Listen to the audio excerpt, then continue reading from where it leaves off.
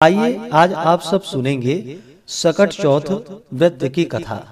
माघ मास कृष्ण पक्ष की चतुर्थी तिथि के दिन सकट चौथ का व्रत किया जाता है। इसे माघी चतुर्थी, सकट चौथ, तिलकुटा चौथ, तिल चौथ, तिल चतुर्थी आदि नामों से जाना जाता है। इस व्रत को धारण करने से सभी प्रकार के दुख और संकट दूर होते हैं, संतान की रक्षा होती है तथा सभी प्रकार के सुख और समृद्धि की प्राप्ति होती है। तो आइए सुनते हैं सकट चौथ व्रत की कथा।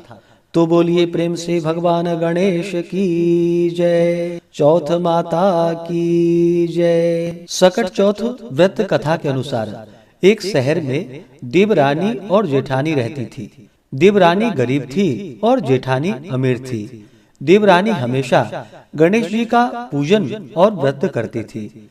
देवरानी का पति जंगल से लकड़ी काटकर बेचता था। देवरानी घर का खर्च चलाने के लिए जेठानी के घर काम करती थी और शाम को बचा हुआ खाना लेकर जाती थी। माघ महीने में गणेश जी का व्रत सकट चौथ का जो कि देवरानी ने रखा, उसके पास पैसे नहीं थे, इसलिए उसने तिल व गुड़ लाकर तिलकुटा बनाया। पूजा करके तिल चौथ की कथा सुनी और जेठानी के यहाँ काम करने चली गई। सोचा शाम को चंद्र देवता को अर्घ्य देकर जेठानी के यहाँ से लाया हुआ खाना और तिलकुटा खाएगी। शाम को जब जेठानी के घर खाना बनाया तो उसके जेठानी का व्रत होने के कारण सभी ने खाना खाने से मना कर दिया।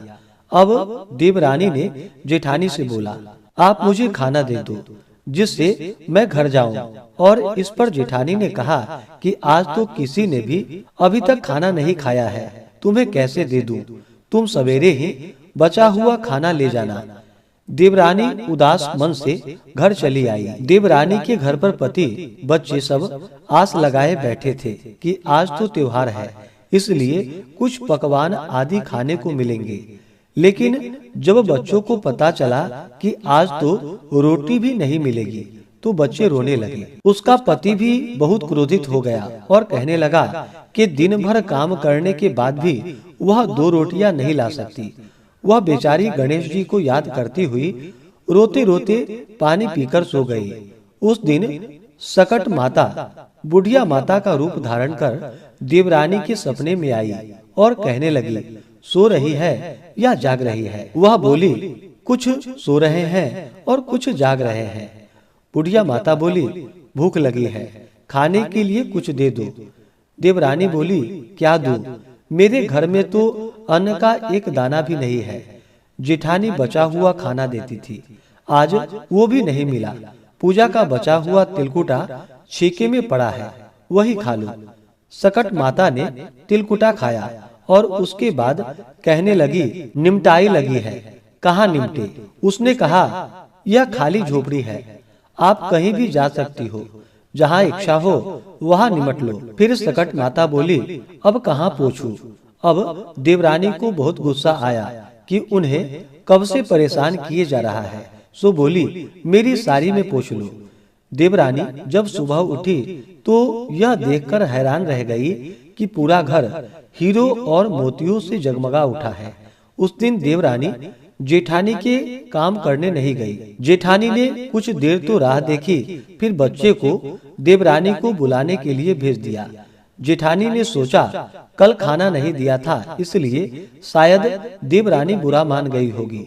बच्चे बुलाने गए। देवरानी ने कहा कि बेटा, बहुत दिन तेरी माँ के यहाँ काम कर लिया। बच्चों ने घर जाकर माँ से कहा कि चाची का पूरा घर हीरो और मोतियों से जगमगा उठा है।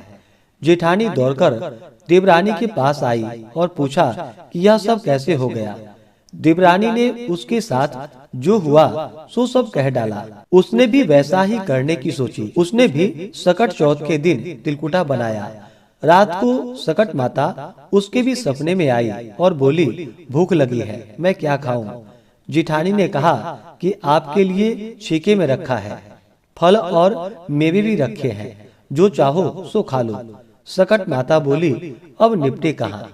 जेठानी बोली, मेरे इस महल में कहीं भी निपट लो। फिर उन्होंने बोला कि अब पोछूं कहाँ? जेठानी बोली, कहीं भी पोंछ लो।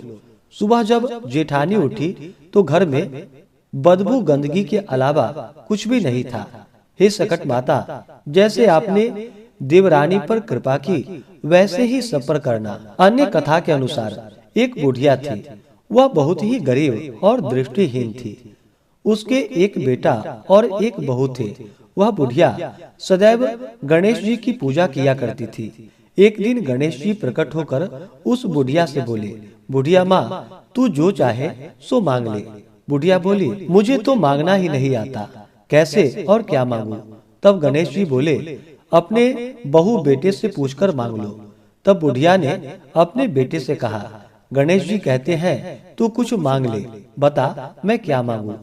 पुत्र ने कहा, माँ तू धन मांग ले। बहू से पूछा तो बहू ने कहा, नाती मांग ले।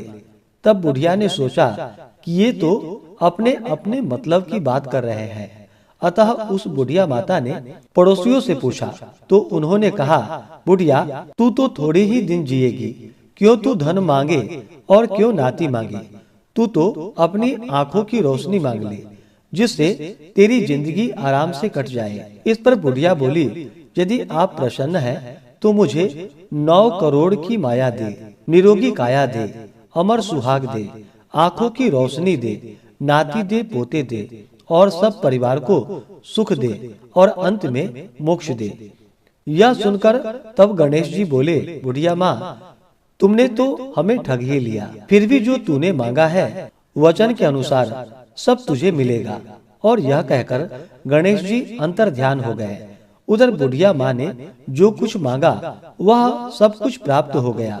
हे गणेश जी महाराज, जैसे तुमने उस बुढ़िया माँ को सब कुछ दिया वैसे ही सबको देना। तो बोलिए प्रेम से भगवान गणेश की जय, चौथ माता की जय, सर्वदेवी देवता की जय। इसी प्रकार से जो भी सकट चौथ का व्रत धारण करते हैं, प्रत्येक चतुर्थी पर गणेश जी की पूजा, चौथ माता का पूजा करते हैं, कथा श्रवण करते हैं, तो इससे भगवान गणेश जी अपने भक्तों के सभी प्रकार के दुख और कष्टों को दूर कर देते हैं तथा सभी प्रकार के सुख और समृद्धि का आशीर्वाद प्रदान करते हैं।